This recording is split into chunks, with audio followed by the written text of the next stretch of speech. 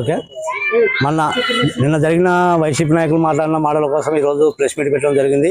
అలాగే మా జనసేన నాయకులు సందీప్ విక్రమ్ గారు ఆదేశాల మేరకు, చింతా సురేష్ ఆదేశాల మేరకు ఈరోజు ప్రెస్ మీట్ పెట్టడం జరుగుతుంది. మా జనసేన నాయకుని గురించి, మా పవన్ కళ్యాణ్ గారు గురించి చెడ్డగా మాట్లాడినందువల్ల, వాడని ప్రశ్నించడం వల్ల వాడైన అర్హత నీకు ఉందా అని మేము ఈ సందర్భంగా ప్రశ్నిస్తున్నామని. గత ప్రభుత్వంలో జనసేన వైసీపీ ప్రభుత్వము 5 ఏళ్ళు పరిపాలించిన పంచాయతీ బోర్డుకి ఒక నిధి రాలేదు.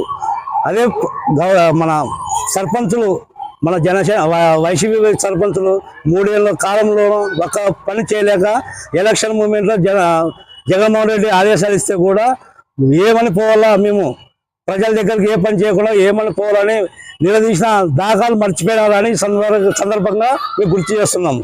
అలాగే మా కూటమి ప్రభుత్వం వచ్చిన తర్వాత, అదే మా జనసేన నాయకుడు ఉప ముఖ్యమంత్రి అయిన తర్వాత,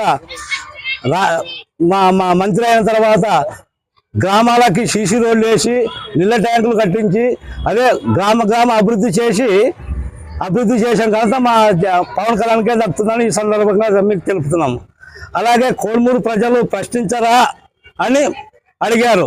ప్రశ్నించరా అని అర్హత వచ్చింటే కోడుమూరు ప్రజలకి ఇన్నేళ్ళు మీరు నిలబెట్టిన ఎమ్మెల్యేగా గెలిపించే వాళ్ళు కాదని ఇప్పుడు ప్రజలు గుర్తించుకొని, వాళ్ళు తెలుసుకొని 40 ఏళ్ళ చరిత్రలో అభివృద్ధి కావాలని కూటమి ప్రభుత్వం నిలబెట్టిన ఎమ్మెల్యే గారిని గెలిపించుకొని ఇప్పుడు తెలివి తెచ్చుకొని వాళ్ళు ముందుకి వేసినారని ఈ సందర్భంగా కూడా మీకు గుర్తు చేస్తున్నాము.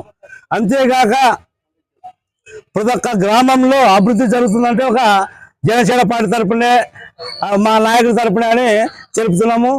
ఇప్పుడు కోడుమూరు మంచినీటి సౌకర్యం లేక చాలా ఇబ్బందులు పడుతున్నారు.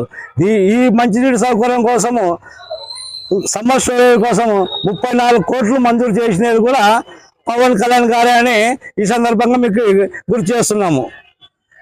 గతంలో ఇప్పటి నుంచి మా నాయకుల జోలికి కానీ, మా కార్యకర్తల జోలికి కానీ వస్తే కానీ మీకు ఖబర్దార్, మీకు బుద్ధి చెప్తామని కూడా ఈ సందర్భంగా మీకు వైసీపీ నాయకులు హెచ్చరిస్తున్నామని తెలుపుతూ ఈ అవకాశం ఇచ్చిన మీడియా వాళ్ళకు సెలవు తీసుకుంటున్నాను.